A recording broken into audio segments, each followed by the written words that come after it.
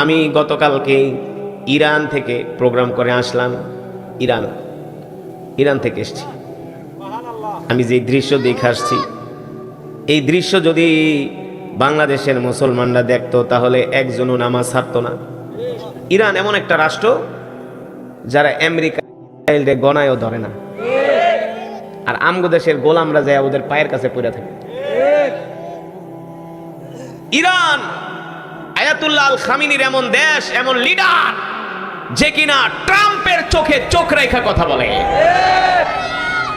আর আমগো ইনুস রিলোডেড গোলাম। সারা পৃথিবীতে ওদের যে অস্ত্র আছে, ইরানের আমেরিকার পায়জামা নষ্ট হয়ে যায়, ইসরায়েলের পায়জামা নষ্ট হয়ে যায়, নেতানিয়াহু ইরানের ভয়ে প্রস্রাব করে দেয়। এত শক্তিশালী রাষ্ট্র ইরান। 12 দিন ইসরায়েলের সাথে যুদ্ধ হইল না? ইসরায়েল বুঝছে, সারা পৃথিবী বুঝছে যে ইরান কি জিনিস। আর আমগো বাংলাদেশ ঘোড়ার ডিম। চাপাবাজি ছাড়া আর কিছুই নাই, রাজনীতির মিথ্যাচার ছাড়া আর কিছুই নাই। এই দেশের রাজনীতিবিদরা যে কত নম্বর প্রতারক আর ভণ্ড, পৃথিবীর কোথাও এত চাপাবাজ রাজনীতি কোথাও নাই। দেশ উন্নয়নের নামে ঘোড়ার ডিম। একটা অস্ত্র কিনতে পারে না, একটা ক্ষেপণাস্ত্র বানাইতে পারে না, যুদ্ধ বিমান এই দেশটাকে যাতে ভারত দখল করতে না পারে। ভারত শুধু সুযোগের অপেক্ষায় আছে, সুযোগ পাইবো বাংলাদেশ দখল করে নিয়ে যাবে। একটা অস্ত্র কিনতে পারে না, খালি চাপাবাজি, বাটপার কোথাকার। ইরান আজকে সারা পৃথিবীর পরাশক্তি। কারণ কি? কারণ সেই দেশের মানুষের ইমানের পাওয়ার আছে। যদিও তারা শিয়া সুন্নিও আছে, তাদের ইমানের পাওয়ার থাকার একমাত্র কারণ হলো ইরানের ম্যাক্সিমাম মানুষ তারা কোরআন পড়তে জানে। Islamic Republic of Iran, Iran হলো একটা ইসলামী রাষ্ট্র। কি রাষ্ট্র? এই গত 2 সপ্তাহ আগে আমেরিকা এজেন্টরা চাইছিল ইসলামী রাষ্ট্র উঠাইয়া দিবে, বুঝেন নাই? সেখানের পতাকায় আল্লাহু আকবার লেখা, ওই পতাকা তারা নামায়া ওই চিল আর শকুন দিয়া পতাকা বানায় সেটা উড়াইছে। ইরানের 15টা মসজিদে আগুন লাগাইছে তেহরানের। ইরানের সরকার এক রাতের ভিতরে 2000 ব্রাশ ফায়ার করে মেরে ফেলেছে। যে তুমি ইসলামের বিরোধিতা করবা, মসজিদে আগুন দিবা।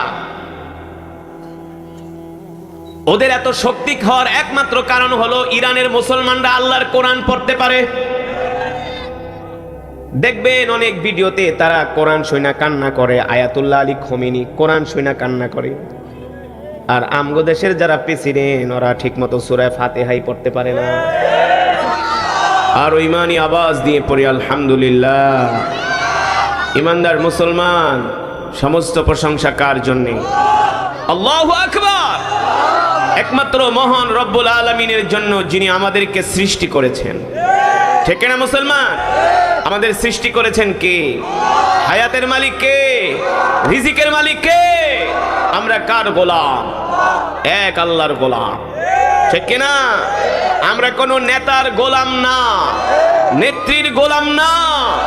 মুসলমান আমেরিকার গোলাম হতে পারে না, ভারতের দালাল হতে পারে না, দিল্লির গোলাম হতে পারে না, কাফের মুশরিক কখনো মুসলমানের বন্ধু হতে পারে না।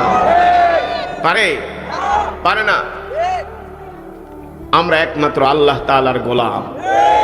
আল্লাহর গোলামেরা বসে বসে মহান রবের জবানের কালামের তেলাওয়াত শুনেছে। আসমানের নিচে জমিনের উপরে এর চাইতে আর উত্তম জিকির হতে পারে না।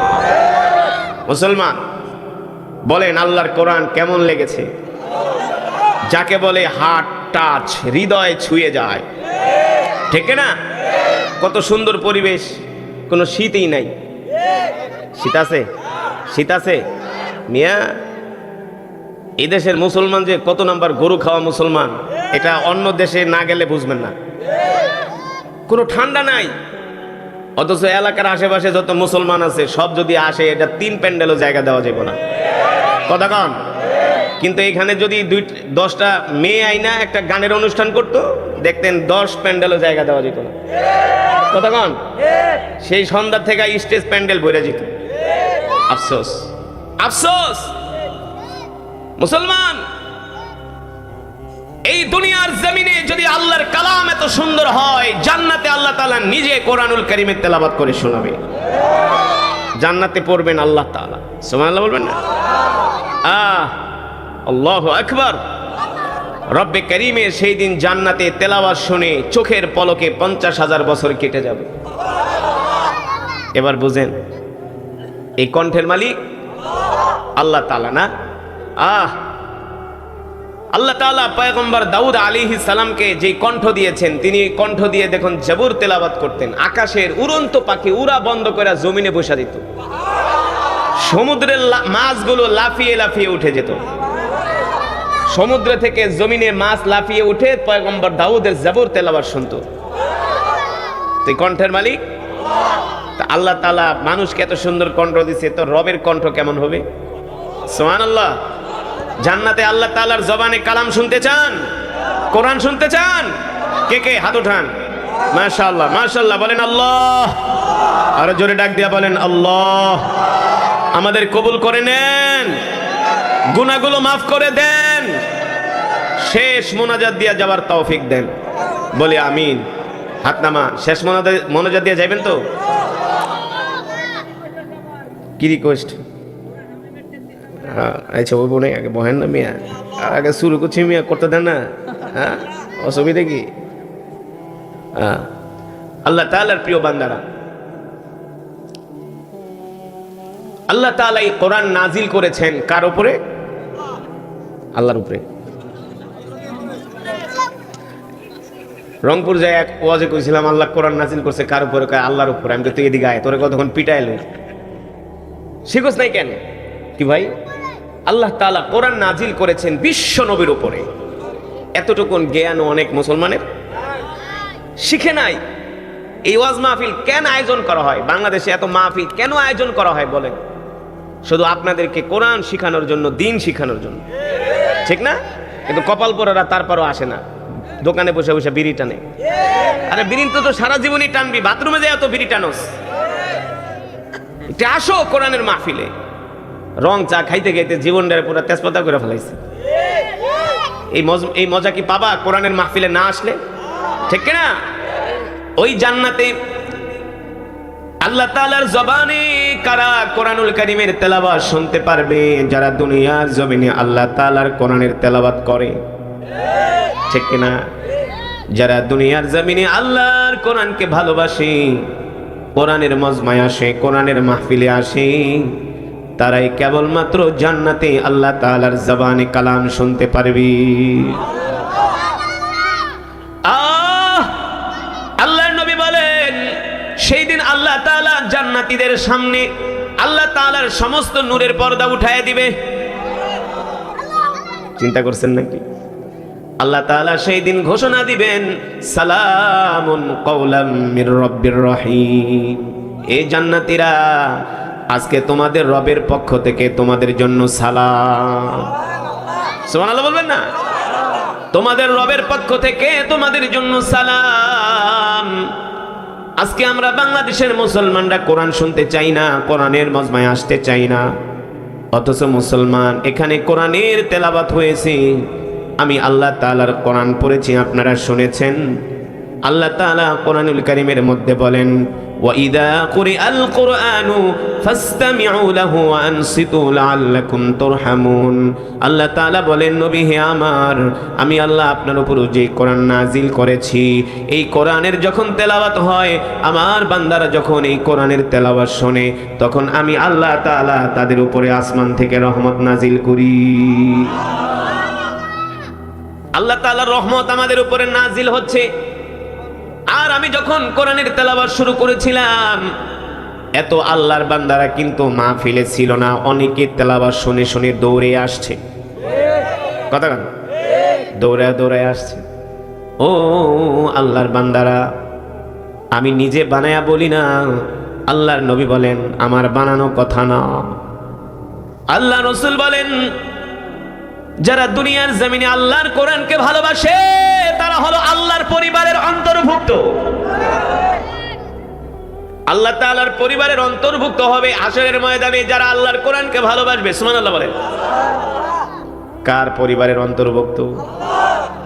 আল্লাহ নিজে বলছেন আহলুল কোরআন হুম আহলুল্লাহ, যারা দুনিয়াতে কোরআনকে ভালোবাসে তারা হলো আমার আহাল, তারা হলো আমার পরিবারের অংশ। যদি আমরা আল্লাহ তাআলার পরিবারের অংশ হয়ে যাই, ফেরেশতাদের 14 গোষ্ঠীর ক্ষমতা নেই আমাদেরকে জাহান্নামে দেওয়া, আছে? কারণ আমরা তো আল্লাহর পরিবারের অন্তর্ভুক্ত। আল্লাহ আমাদের কবুল করে নেন, আল্লাহ আমাদের কবুল করে নেন। যেটা বলছিলাম বাবারা, এত সুন্দর পরিবেশ, তারপরেও বাংলাদেশের মুসলমান মাহফিলে আসে না, নামাজ পড়তে যায় না। আছে কি আছে না? যাও, আপনারা কোরআনের মাহফিলে আসছেন, কিন্তু এশারের নামাজ তো অনেকেই পড়তে যায় না। যে না পড়ছে হেও কয় ঠিক, যাক ভালো। আমাদের দেশের মানুষ আবার ভালো আছে, সব কিছুতেই ঠিক, সরল সহজ। আমাদের দেশের মানুষ কি সরল সহজ। যেটা বলছিলাম,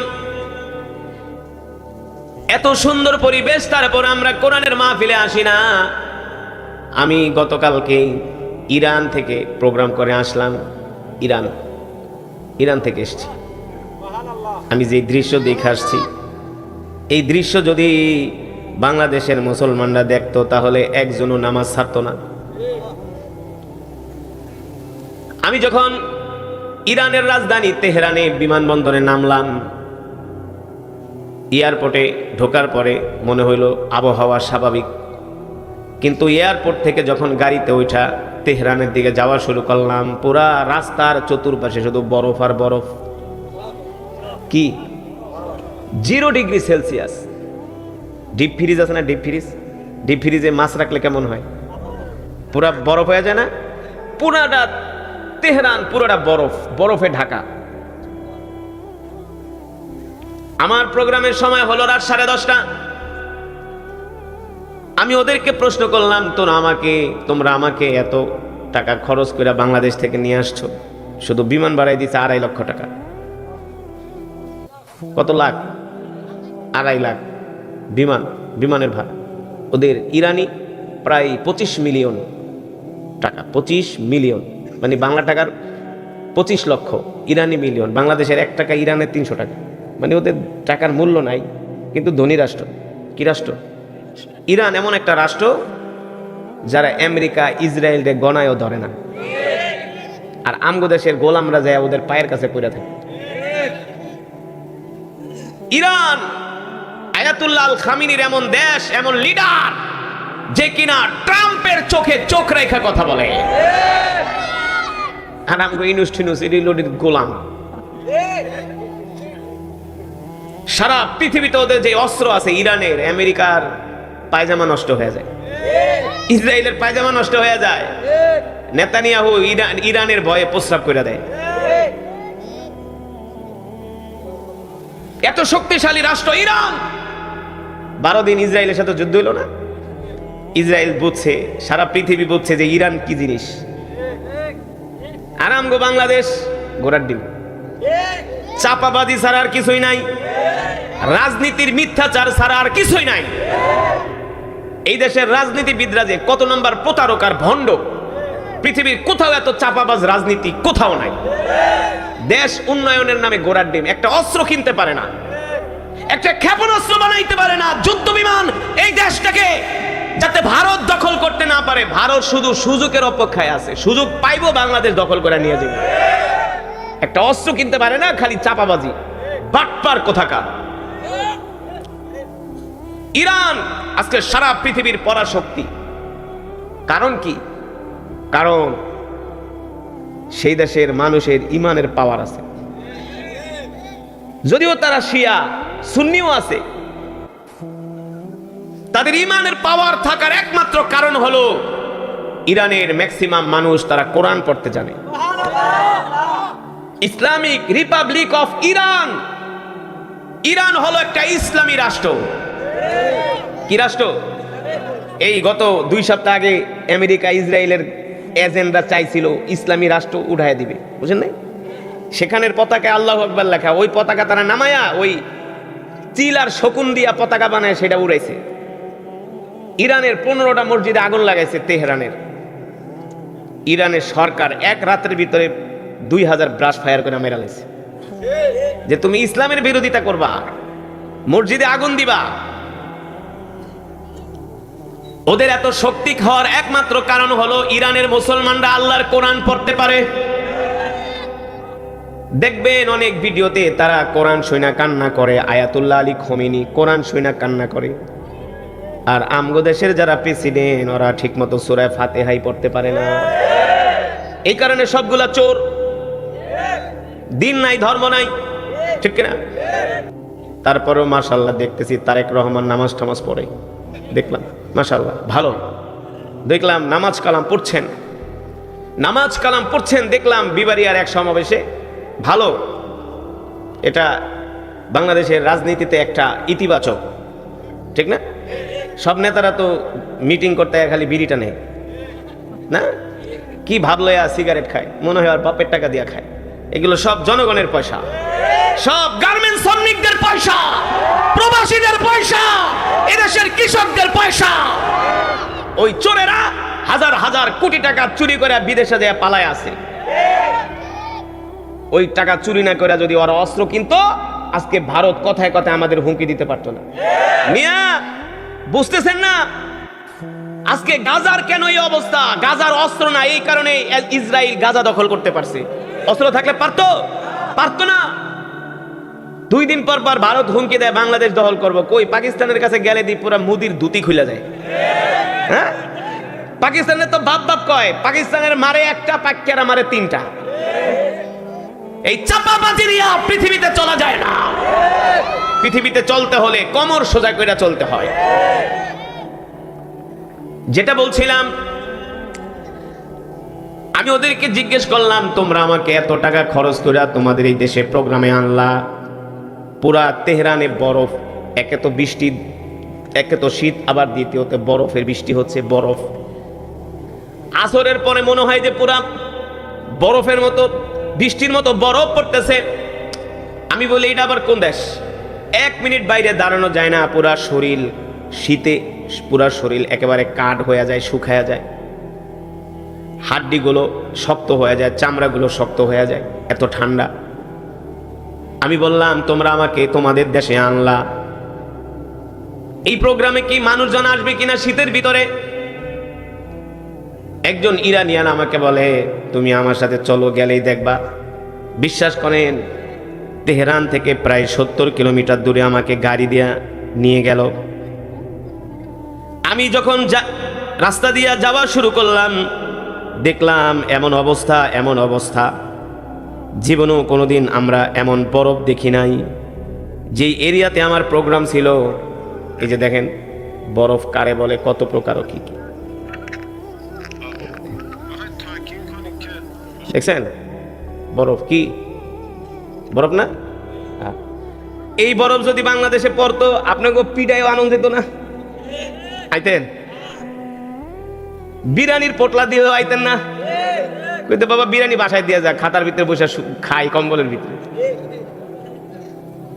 দেখাই দিলাম আপনাদেরকে।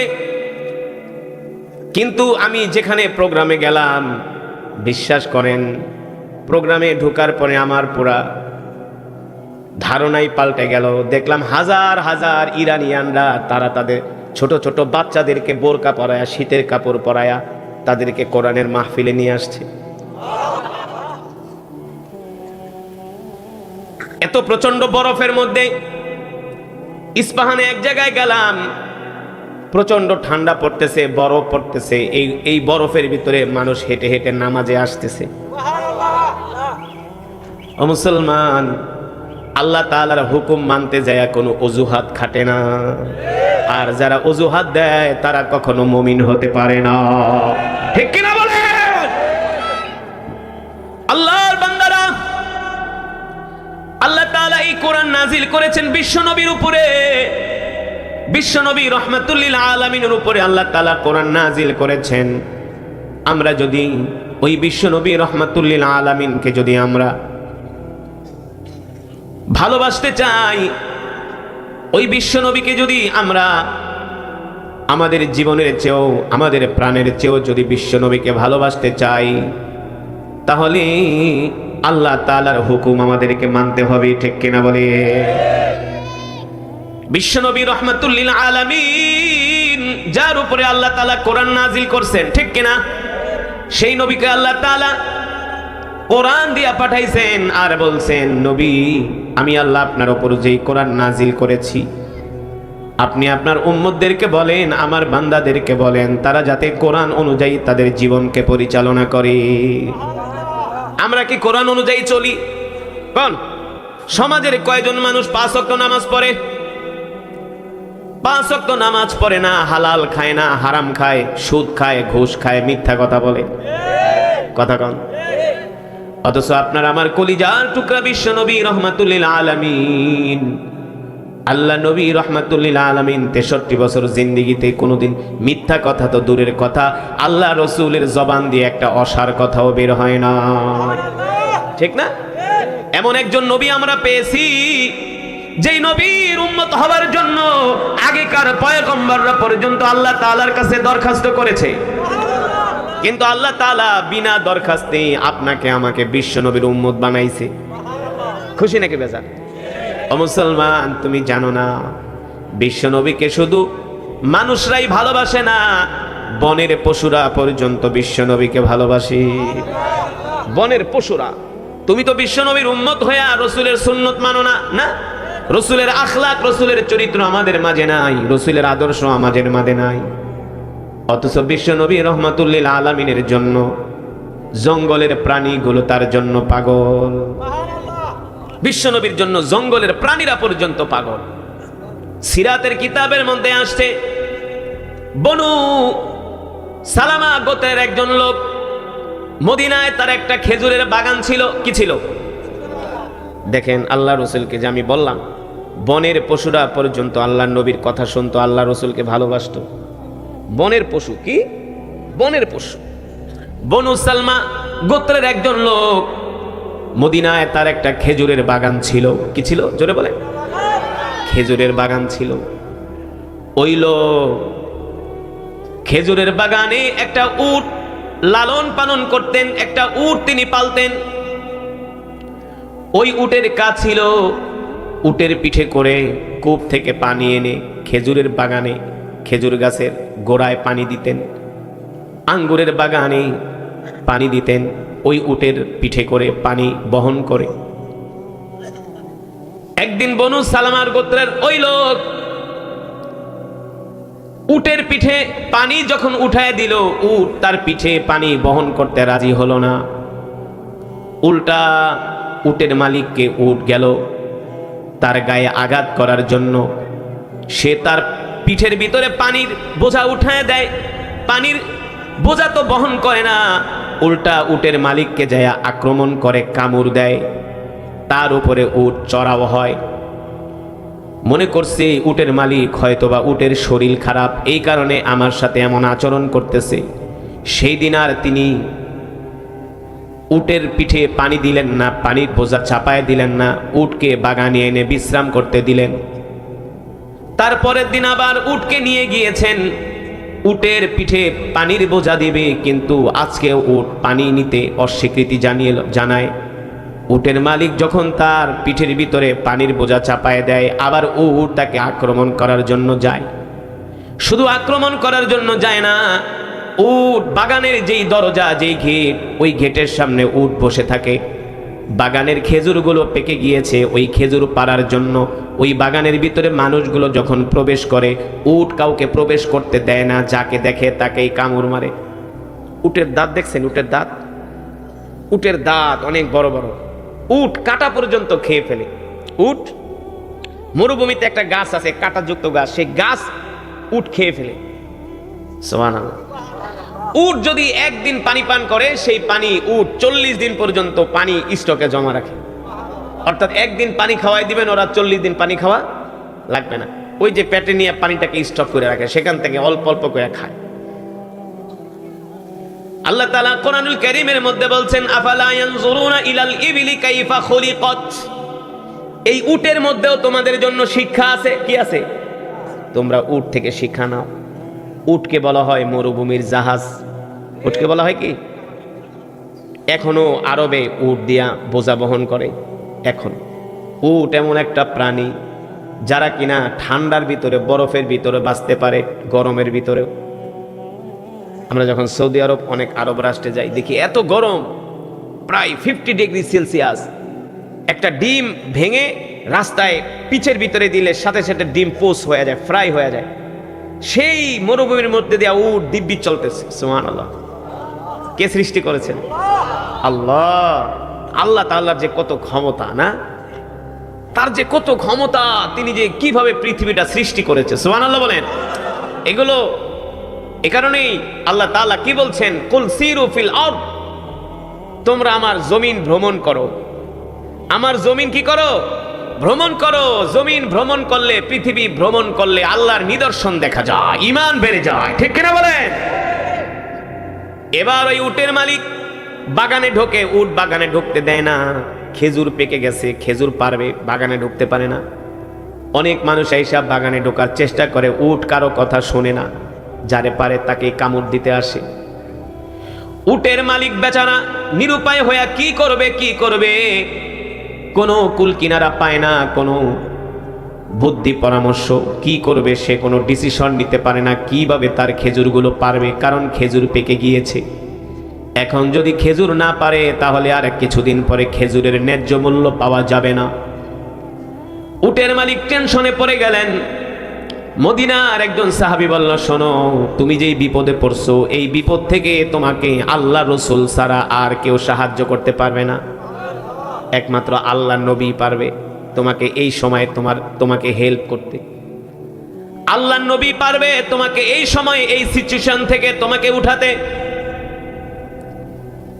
তুমি একটা কাজ করো, আল্লাহ নবী মুহাম্মদ সাল্লাল্লাহু আলাইহি সাল্লামের কাছে যাও, যে এই ঘটনাটা খুলে বলো।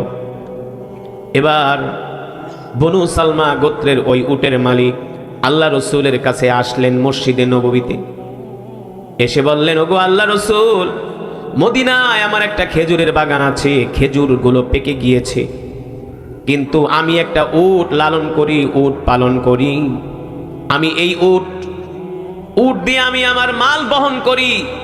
কূপ থেকে পানি এনে উটের পিঠে করে আমি আমার বাগানের ভিতরে সেচ কাজে আমি পরিচালনা করি। আমি আমার বাগানের যত গাছ আলে গাছের গোড়ায় আমি এই উটের পিঠে বহন করে পানি এনে আমি গাছের গোড়ায় ঢালি, আমি আমার ফসল ফলাই। কিন্তু কিছুদিন ধরে উট আমার কথা শোনে না। উট তার পিঠে কোনো বোঝা বহন করতে রাজি না, উল্টা আমাকে আক্রমণ করে, কামড়াতে আসে।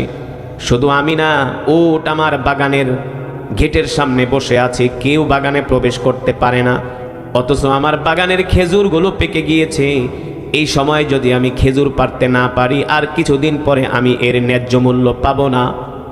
এই কথা শোনার পরে বিশ্বনবী রাহমাতুল লিল আলামিন সাহাবীদেরকে বললেন, চলো, তাহলে তো মানুষ ক্ষতিগ্রস্তের মধ্যে পড়ে যাবে। এখন যদি খেজুর বিক্রি করতে না পারে তাহলে তো অনেক বড় লসের মধ্যে পড়ে যাবে। চলো দেখি তাকে কোনো উপকার করা যায় কিনা। এই কথা বলে আল্লাহর নবী, বিশ্ব নবী ওই উটের মালিককে নিয়ে তার খেজুরের বাগানের কাছে আসলেন। আসার পরে আল্লাহ নবীকে দেখা, উট ছিল বসা, আল্লাহ রসুলকে দেখা দাঁড়ায় গেলেন। উট কি ছিল? বসা ছিল। আল্লাহ রসুলকে দেখা উট দাঁড়িয়ে গেলেন। উট যখন দাঁড়িয়ে গেছে, অনেক সাহাবীরা বলে, আল্লাহ রসুল, উট যেহেতু দাঁড়াইছে আপনি যাবেন না, উট আপনাকে কামড় দিবে। কারণ উট বসেছিল, দাঁড়াইছে মানে কি সে রাগান্বিত হয়ে গেছে, না? রাগান্বিত হয়ে গেছে। আল্লাহ রসুল বলে, তোমরা চিন্তা করো না, উট আমাকে কামড় দিবে তো দূরের কথা, উট আমার সামনেও আসবে না। সুবহানাল্লাহ বলবেন। কেন আসবে না? আল্লাহর নবী শুধু মানুষের নবী না, তিনি হলেন উটেরও নবী। ঠিক আল্লাহ তাআলা কোরআনুল কারীমে সে কথাই বলছেন, ওয়ামা আরসালনাকা ইল্লা রাহমাতাল লিল আলামিন। সুবহানাল্লাহ। আল্লাহ রাব্বুল আলামিন বলেন, নবী হে আমার, আমি আল্লাহ শুধু আপনাকে কোন গোত্রের, কোন বংশের, কোন দেশের নবী কইরা পাঠাই নাই, আপনি হলেন কুল কায়নাতের নবী। সুবহানাল্লাহ বলেন। আপনি শুধু মানুষের নবী না, আপনি গাছের নবী, মাছের নবী।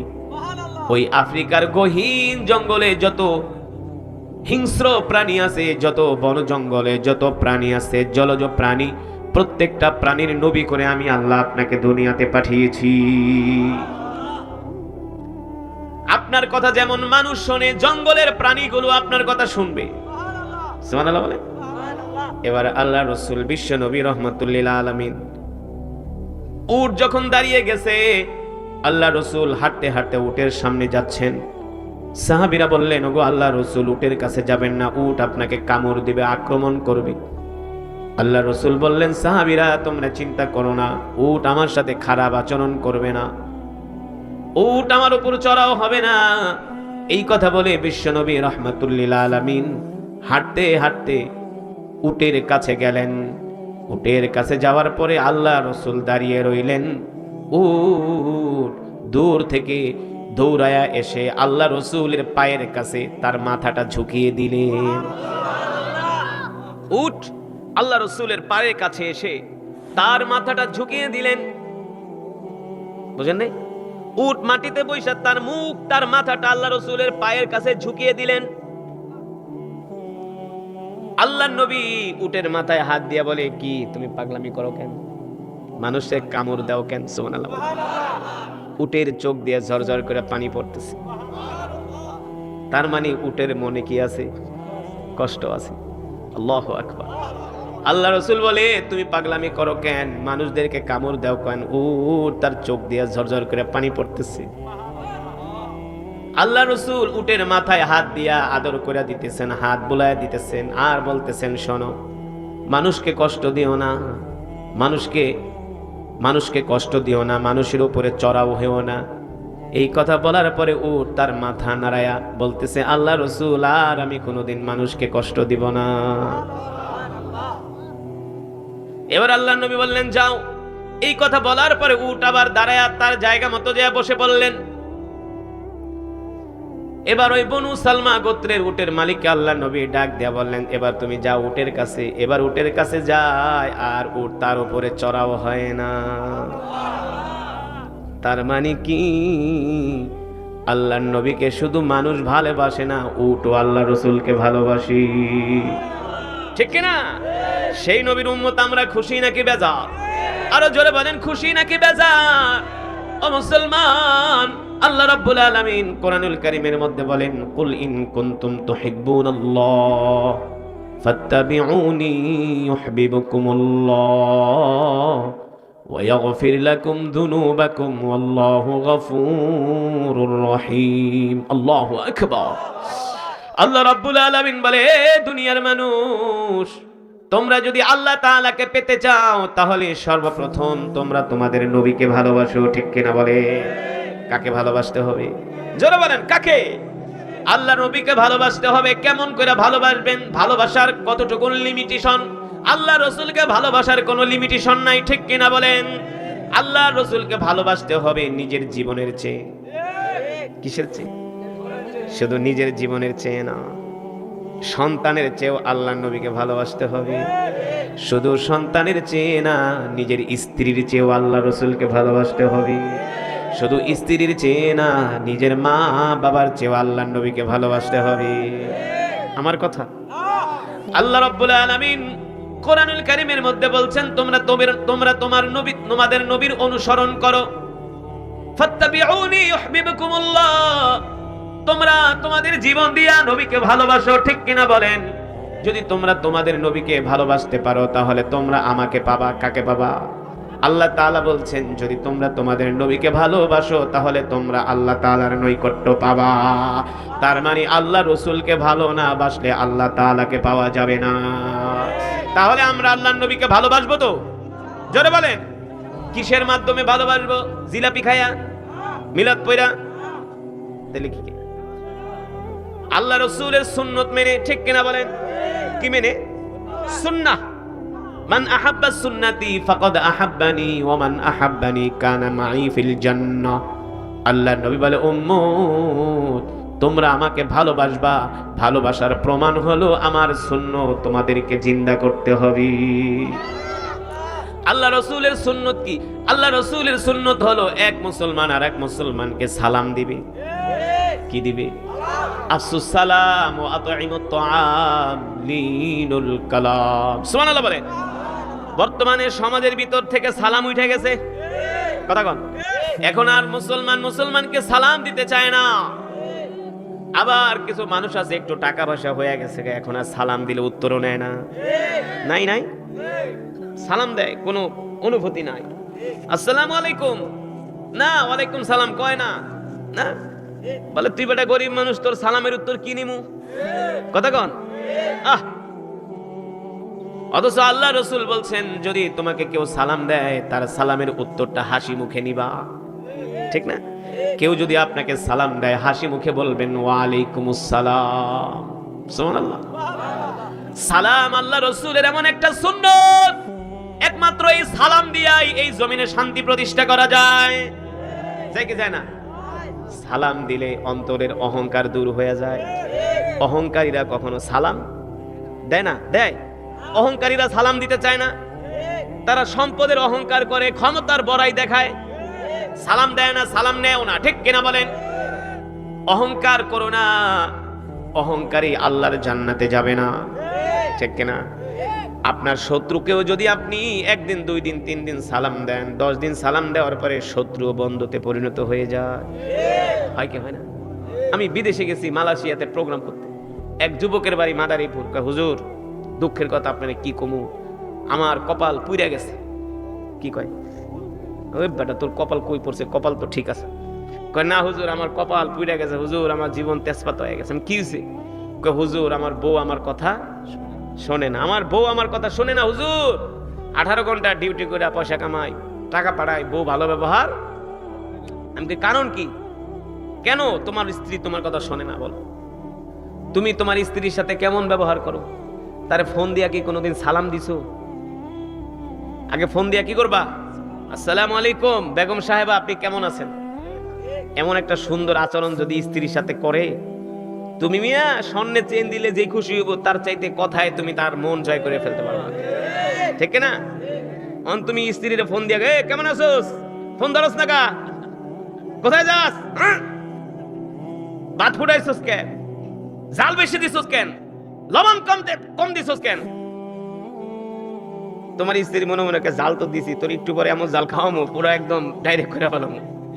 হ্যাঁ, ঘরের দরজায় এসা খোল, দরজা খোল, ধমক, কই যাস? এটা আল্লাহ রাসূলের সুন্নাহ না, ঠিক কিনা বলেন?